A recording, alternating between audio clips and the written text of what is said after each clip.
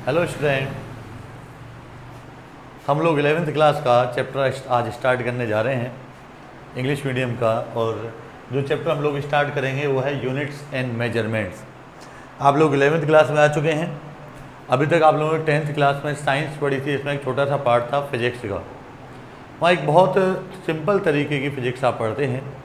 अब फिज़िक्स को हम डीप में स्टडी करना स्टार्ट करेंगे, प्रॉपर फिज़िक्स सब्जेक्ट को पढ़ना स्टार्ट करेंगे। तो बहुत इंटरेस्टिंग सब्जेक्ट है बेटा, बहुत इंटरेस्ट आने वाला है, बहुत मज़ा आने वाला है। हम लोग यहाँ कंप्लीट फिज़िक्स की स्टडी करेंगे 11th क्लास की। इस चैनल पे 11th और 12th के सारे फिज़िक्स के चैप्टर्स कराए जाएंगे, हिंदी मीडियम हो, इंग्लिश मीडियम हो। इसके अलावा को नीट और जेईई के क्वेश्चंस भी यहाँ कराए जाएंगे। अच्छा देखो, हम लोग चैप्टर स्टार्ट करने वाले हैं, वो है units and measurement. Chapter start करने से पहले चैप्टर में जो सबसे पहले हम लोग पढ़ेंगे वो हम पढ़ेंगे फिजिकल क्वांटिटीज, यानी फिजिकल क्वांटिटी क्या होती है। हम कहते हैं ऐसी क्वांटिटी जिनको मेजर किया जाना पॉसिबल होता है, उन्हें हम क्या कहते हैं, physical quantity. Physical quantity are those quantities which can be measured, उन्हें हम क्या बोलेंगे, फिजिकल क्वांटिटी कहेंगे। जैसे कि ये आपका मार्कर है, इसकी लेंथ को आप मेजर करके देख सकते हैं तो फिजिकल क्वांटिटी है। इसके मास को आप निकाल सकते हैं, इसका वेट भी देख सकते हैं आप, फिजिकल क्वांटिटी है। लेकिन जैसे मैं आपसे कहूँ, मैं आज सोच रहा हूँ कि कहीं घूमा जाए, तो मैं कितना सोच रहा हूँ, आप मेजर कर सकते हो क्या? 1 किलो सोच रहा हूँ, 2 किलो सोच रहा हूँ, ऐसा तो कुछ नहीं होता ना। तो नहीं, उसको आप मेजर नहीं कर सकते। मैं तो आज बहुत गर्मी लग रही है, तो कितनी गर्मी लग रही है इसको भी आप मेजर नहीं कर सकते। आज ठंड बहुत है, इसको भी आप मेजर नहीं कर सकते। तो ऐसी क्वांटिटीज को हम फिजिकल क्वांटिटी नहीं कहेंगे। तो फिजिकल क्वांटिटी वो है those quantity which can be measured आज कॉल्ड फिजिकल क्वांटिटी। इनको हम मेजर कर सकते हैं, उन क्वांटिटीज को हम लोग क्या कहते हैं, फिजिकल क्वांटिटी कहते हैं। मेजर कर सकते हैं, उनको फिजिकल क्वांटिटी कहते हैं। तो मेजर कैसे कर सकते हैं, उस मेजर करने के तरीके को हम यह समझेंगे, उसी को हम लोग टर्म नाम देते हैं मेजरमेंट। मेजर कैसे करेंगे, जैसे मैं आपसे कहता हूँ भाई ऐसा करो, एक तार लेकर आओ। आप बोलोगे सब कितना तार, तो कितना तार, तो मैं आपको कुछ बताऊंगा कि भाई इतना लंबा तार लेकर आओ। अभी से पहले तक क्या प्रॉब्लम आती थी, कुछ स्पेसिफिक प्रॉब्लम्स आती थी। कैसे, ऐसे पहले कोई ऐसे मेजरमेंट तो प्रॉपर थे नहीं थे, तो कह दिया भाई, आपके बाबा ने बोला लाला जा तार लेके आ। अब बोले साहब कितना तार, बोलेगा ऐसा कर 4 हाथ लंबा तार लिया। अब बाबा का हाथ तो इतना लंबा और आप छोटे से, आपका हाथ इतना सा, आप अपने हिसाब से तार ले आए और आते चपाट पड़े दो खींच के, इतना सा लेके आया तो बोलो साहब मेरा हाथ ही इतना लंबा है। तो ये प्रॉब्लम होगी हमारे सामने, यानी हम मेजरमेंट जो हमारे लिए हो रहा है वो प्रॉपर नहीं हो पा रहा। फिर बाबा ने बोला ऐसा कर, चल ठीक है, तो ये जो ले आया तो ले आया, कोई दिक्कत वाली बात नहीं। ये ज़मीन में अपने नाम करवा रहा हूँ, ज़मीन को नाप ले।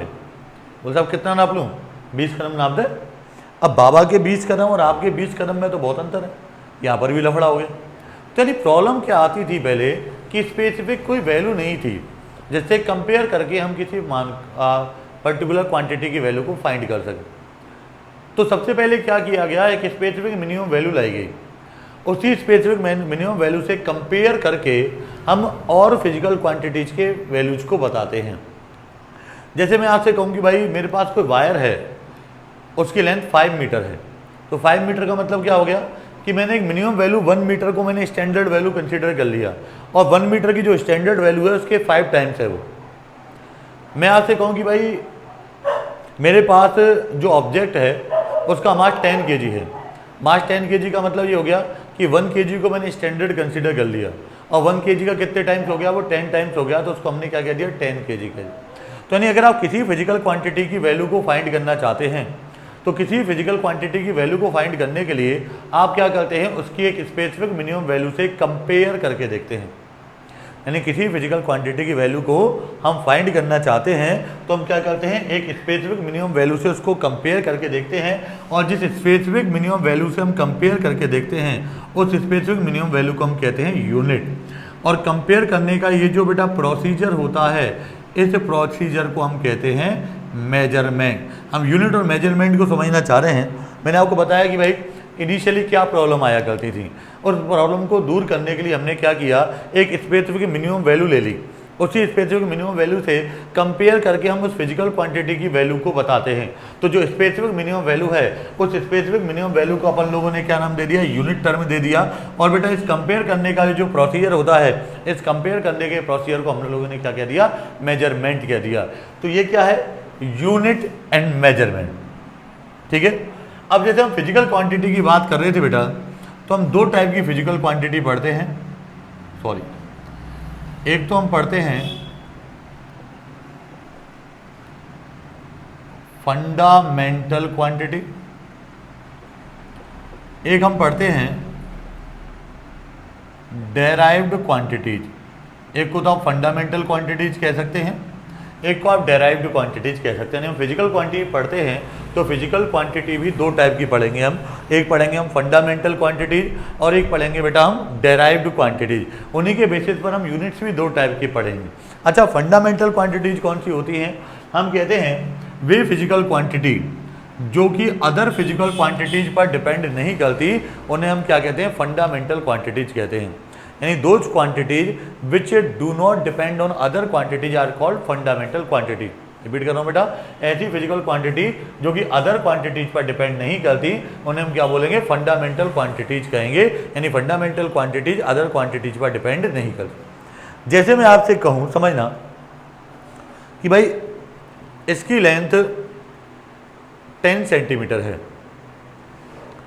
अब सपोज करो मैं 10 मिनट्स आफ्टर देखता हूँ, मैं टाइम को मैंने चेंज कर दिया, तो क्या इसकी लेंथ में कोई चेंज आएगा क्या, नहीं आएगा। मैं इसके मास में कोई चेंज करूँ तो क्या इसकी लेंथ में चेंज आएगा क्या, नहीं आएगा। तो ये लेंथ क्या हो गई, एक फंडामेंटल क्वांटिटी हो गई जो अदर क्वांटिटीज पे डिपेंड नहीं कर रही। तो मैं कहूँगा बेटा जो फंडामेंटल क्वांटिटी है वो एक तो कौन सी हो जाएगी, आपकी लेंथ हो जाएगी, एक मास हो जाएगा और एक टाइम हो जाएगा। तो हम कहते हैं बेटा those physical quantities which do not depend on other physical quantities are called fundamental quantities. जैसे क्या हो गया, लेंथ हो गया, मास हो गया और टाइम हो गया। डेराइव्ड क्वांटिटीज कौन सी होती हैं, those physical quantities which are derived from the fundamental quantities and depends on the fundamental quantities are called derived quantities. यानी वे फिजिकल क्वांटिटी जिनको आप फंडामेंटल क्वांटिटी से डेराइव करते हैं और जो फंडामेंटल क्वांटिटीज पर ही डिपेंड करती हैं, उन्हें हम क्या कहते हैं, डेराइव्ड क्वांटिटीज कहते हैं। जैसे मैं आपसे बात करूं, स्पीड कह देता हूं,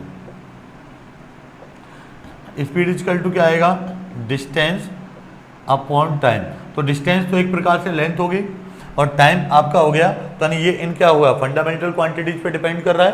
फंडामेंटल क्वांटिटीज से ही आपने इसको डेराइव किया है, तो इसको हम क्या बोलेंगे, डेराइव्ड क्वांटिटी।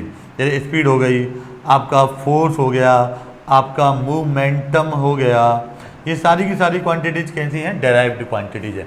तो बेटा हम दो टाइप की क्वांटिटीज हमने देखी, एक तो फंडामेंटल क्वांटिटीज और एक डेराइव्ड क्वांटिटीज। फंडामेंटल क्वांटिटीज मैंने कहा था जो अदर क्वांटिटीज पे डिपेंड नहीं करती, जैसे लेंथ हो गया, मास हो गया, टाइम हो गया। डेराइव्ड क्वांटिटीज जिनको हम फंडामेंटल क्वांटिटीज से डेराइव करके निकालते हैं, उन्हें हम डेराइव्ड क्वांटिटीज कहते हैं। जैसे स्पीड हो गया, फोर्स हो गया, मोमेंटम हो गया, अदर जितनी भी क्वांटिटीज है वो डेराइव्ड क्वांटिटीज आपकी हो जाएंगी। आगे चलेंगे हम और समझेंगे। फंडामेंटल क्वांटिटीज की जो यूनिट होती हैं, यूनिट और fundamental quantities are called fundamental units. यानी जो फंडामेंटल क्वांटिटी है बेटा, उनकी यूनिट को हम क्या बोलेंगे, फंडामेंटल यूनिट्स कहेंगे। और जो डेराइव्ड क्वांटिटीज हैं, इन डेराइव्ड क्वांटिटीज के यूनिट्स को हम लोग क्या बोलेंगे, डेराइव्ड यूनिट्स कहेंगे। ओके बेटा, तो units of fundamental quantities are called fundamental units and units of derived quantity are called derived unit. तो हमने दो टाइप की सबसे पहले क्वांटिटी देखी, एक तो हमने क्वांटिटी देखी फंडामेंटल क्वांटिटी, दूसरी हमने क्वांटिटी देखी डेराइव्ड क्वांटिटी। फिर हमने ये भी देख लिया जो फंडामेंटल क्वांटिटी होती है उसके यूनिट को हम लोग क्या कहते हैं बेटा, फंडामेंटल यूनिट कहते हैं, और डेराइव्ड क्वांटिटी की यूनिट को हम डेराइव्ड यूनिट कहते हैं। जैसे फंडामेंटल यूनिट के थोड़े से एग्जाम्पल आप देख सकते हैं, लेंथ का मीटर हो जाएगा, मास का केजी हो जाएगा, टाइम का सेकंड हो जाएगा। हालांकि वो हम आगे आने वाले हैं तो जरा ज़्यादा डिटेल में और ज़्यादा अच्छी तरह से समझेंगे। चलिए बेटा, तो फंडामेंटल क्वांटिटी की यूनिट्स को आप लोगों ने क्या बोला, फंडामेंटल यूनिट्स बोला, और डेराइव्ड क्वांटिटीज की यूनिट्स को आपने क्या बोला, डेराइव्ड यूनिट्स बोला। अब क्या होता है बेटा, हम यूनिट सिस्टम की बात कर लेते हैं। लेकिन यूनिट सिस्टम से पहले एक बहुत इंपॉर्टेंट चीज़ निकल के आती है कि हमने जो यूनिट मानी है मैंने आपसे कहा कि अगर आप किसी फिजिकल क्वांटिटी की वैल्यू को मेजर करना चाहते हैं तो मेजर करने के लिए आप किसी स्पेसिफिक मिनिमम वैल्यू से कंपेयर करके मेजर करते हैं, और जो स्पेसिफिक मिनिमम वैल्यू है उसको हम यूनिट कहते हैं। तो what should be the property of the unit? आप जब यूनिट को डिसाइड करेंगे तो कौन कौन सी प्रॉपर्टीज को आप लेके चलेंगे, किन किन प्रॉपर्टी के बेस पर आप यूनिट की बात करेंगे, उनको हम सोचते हैं। सबसे पहली बात, हम यूनिट की बात करें तो जो यूनिट है वो यूनिवर्सली एक्सेप्टेड होनी चाहिए और सब जगह उसकी वैल्यू सेम होनी चाहिए।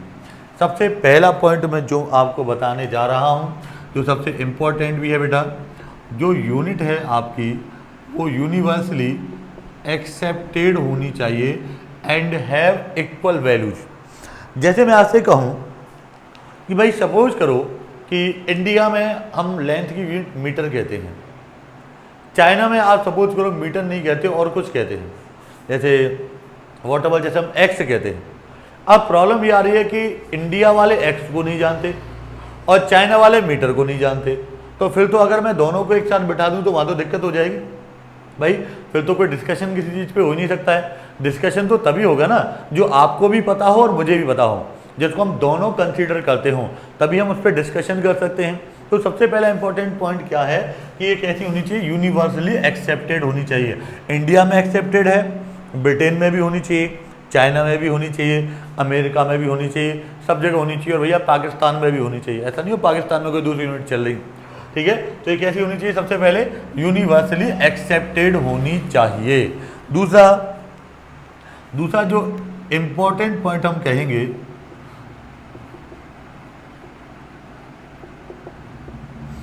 इजीली डिफाइंड होनी चाहिए, यानी आप आसानी से उसे किसी को भी समझा सकें। जैसे मैंने कह दिया कि भाई लेंथ का यूनिट मीटर है, तो मीटर आप डेफिनेशन ऐसी रखनी है कि उसको हर कोई समझ सके। आप बोलो मीटर क्या है?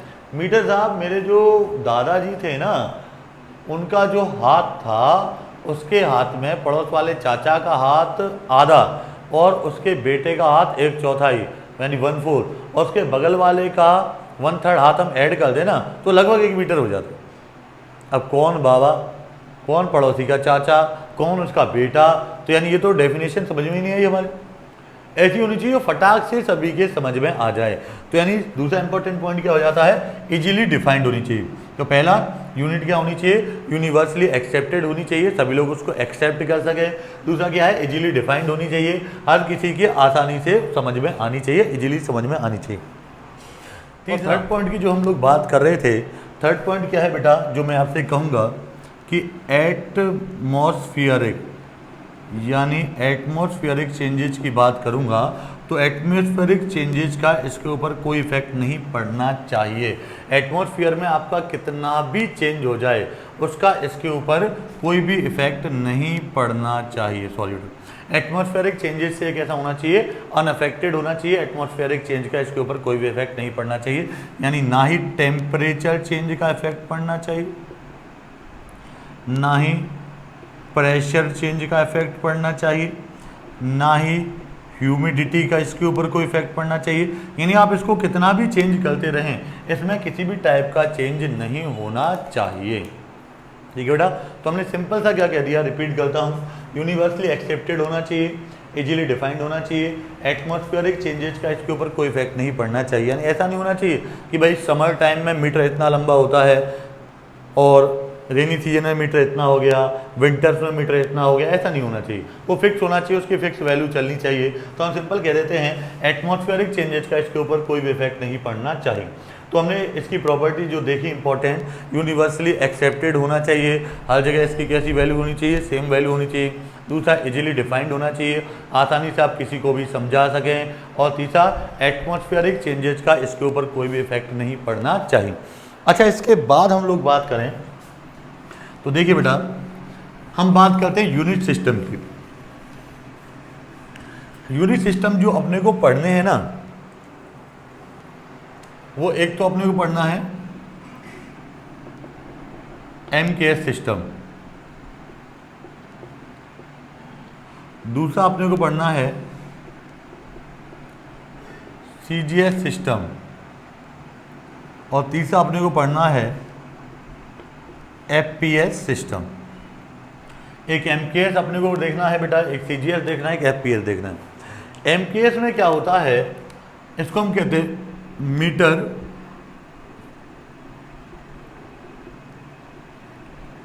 किलोग्राम सेकंड सिस्टम, यानी इसमें लेंथ को हमेशा आप मीटर में मेजर करते हैं, मास को आप लोग केजी में मेजर करते हैं और टाइम को आप लोग सेकंड में मेजर करते हैं। नाम से आ रहा है बेटा, कुछ भी नहीं है। एमकेएस सिस्टम में क्या होगा, आप लेंथ को मीटर में मेजर करेंगे, दूसरा क्या है बेटा, जो मास होगा उसको आप केजी में मेजर करेंगे और जो टाइम होगा उसको आप सेकंड में मेजर करेंगे। ये क्या है, CGS, centimetre gram second system, यानी जो आपकी लेंथ होगी उसको सेंटीमीटर में, जो आपका मास होगा उसको ग्राम्स में और टाइम को आप सेकंड में।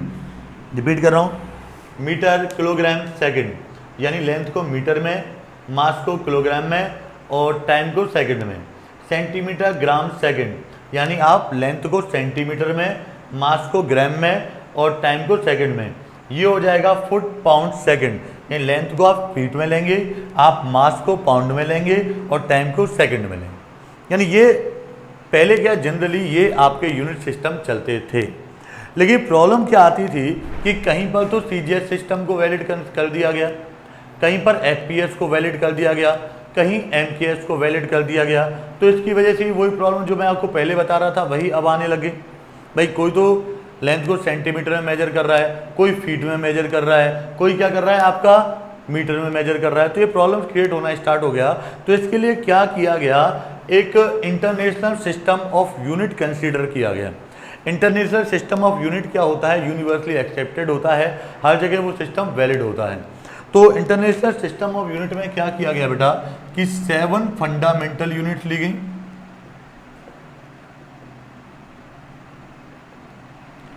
और 2 सप्लीमेंट्री यूनिट ली गई। ठीक है बेटा, यानी क्या हुआ कि भाई अलग अलग जगह पर अलग अलग सिस्टम और यूनिट्स को वैलिड किया जाने लगा। तो इस प्रॉब्लम को दूर करने के लिए क्या दिया गया, एक ऐसा यूनिट सिस्टम दिया गया जो कि सब जगह क्या होना चाहिए, एक्सेप्ट होना चाहिए। तो उसको क्या नाम दिया गया, इंटरनेशनल सिस्टम ऑफ यूनिट्स नाम दिया गया, यानी SI unit system.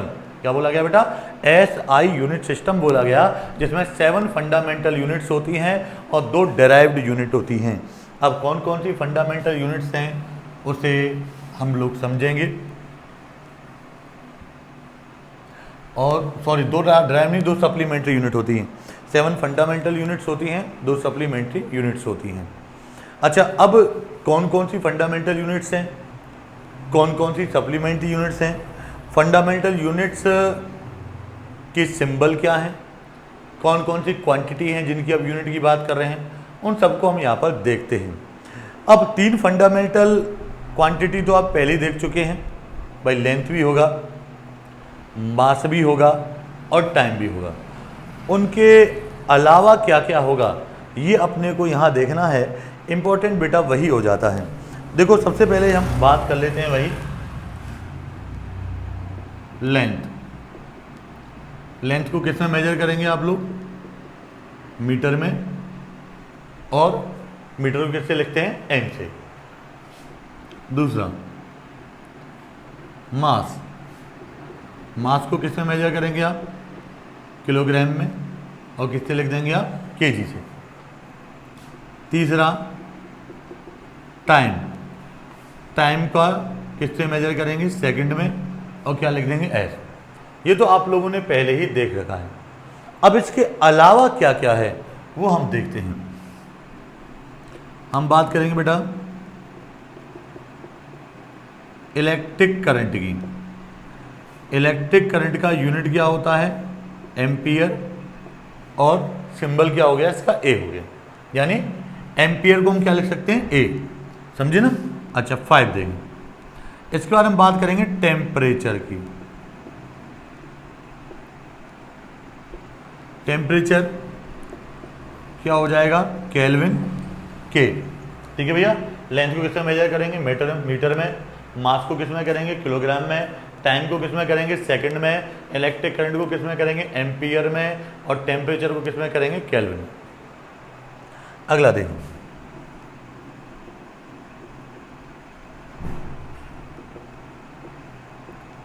Amount of material, इसको मेजर करते हैं बेटा हम मोल में, MOL लिख देते, इसको इसमें करेंगे हम लोग मोल में करेंगे। अच्छा 7 हमारा हो जाएगा ल्यूमिनस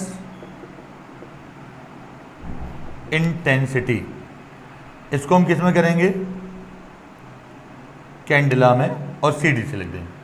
ठीक है बेटा, तो सिंपल सी बात हम करते हैं, जहाँ 7 फंडामेंटल क्वांटिटीज होती हैं जिनकी हम 7 फंडामेंटल यूनिट्स की यहाँ पर बात करते हैं। हाँ तो बेटा जैसा मैंने अभी अभी आपको बताया कि भाई SI यूनिट सिस्टम में 7 फंडामेंटल यूनिट्स हैं। तो 7 फंडामेंटल क्वांटिटी कौन कौन सी हो गई, length, mass, time, electric current, temperature, amount of material या अमाउंट ऑफ सब्सटेंस भी कह सकते हैं, और ल्यूमिनस इंटेंसिटी। यूनिट क्या हो गई, लेंथ का हो गया मीटर, मास का हो गया केजी, टाइम का हो गया सेकंड, इलेक्ट्रिक करंट का हो गया एम्पियर, टेम्परेचर का हो गया केल्विन, अमाउंट ऑफ मटेरियल या अमाउंट ऑफ सब्सटेंस का हो गया मोल, और बेटा ल्यूमिनस इंटेंसिटी का क्या हो गया, कैंडेला हो गया, जिसको हम CD से यहाँ पर लिखते हैं। अच्छा ये मैंने आपको बता दिया। अब 2 सप्लीमेंट्री यूनिट्स कौन कौन सी होती है भैया, उनके बारे में और देख लेते हैं। ये तो मैंने आपको फंडामेंटल के बारे में बता दिया, अब हम किसकी बात करेंगे, सप्लीमेंट्री की बात करेंगे। अच्छा बेटा हम सप्लीमेंट्री क्वांटिटी और यूनिट की बात करें तो एक तो हो जाती है आपकी प्लेन एंगल, ठीक है बेटा, और दूसरा आपका हो जाता है सॉलिड एंगल। 2 बात कर ली हमने, एक तो किसकी बात कर ली हमने, प्लेन एंगल की, और दूसरी किसकी बात कर ली हमने, सॉलिड एंगल की। जो प्लेन एंगल होता है उसका यूनिट होता है रेडियन, और जो सॉलिड एंगल होता है उसका यूनिट होता है स्टेरेडियन। याद रख लेना बेटा, जो प्लेन एंगल है उसका यूनिट रेडियन होता है, और जो सॉलिड एंगल है उसका यूनिट स्टेरेडियन होता है। ये आज हमने बेटा जो स्टडी की है वो यूनिट और यूनिट सिस्टम के बारे में की है।